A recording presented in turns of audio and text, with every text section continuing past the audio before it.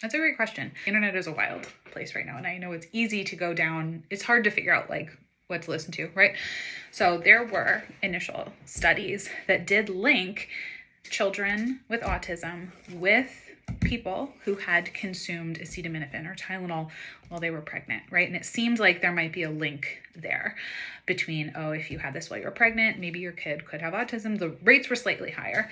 That obviously alarmed a lot of people, especially because acetaminophen is one of the only medicines that people can take when they are pregnant. And that's how a lot of times in science, like they discover other things that they want to look at, right? Something comes out, a study, and then they say, hey, we should probably look into this more.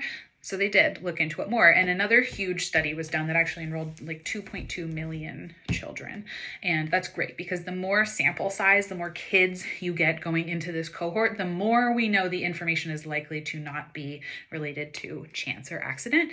And in that study that they did, they found that if you removed the genetic component, so if you removed the sibling association in it, that link was gone. Because originally that study too showed, oh, maybe, but then they looked at the genetic component and they were like, if we yank that out, the association between taking Tylenol while you're pregnant and having autism went away. As the science stands right now, we don't see a link that is there between taking acetaminophen while you're pregnant and having a child with a diagnosis of autism. I think the data that people were pulling from and talking about was based on those initial studies that then they very rightly went and examined further and found no causal link. It makes it very confusing, right? Because you can pull a study, you can find a study to prove almost anything, right?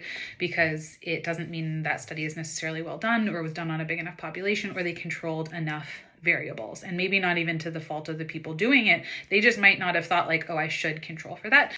So yeah, that's kind of where we sit right now. Do you have any questions?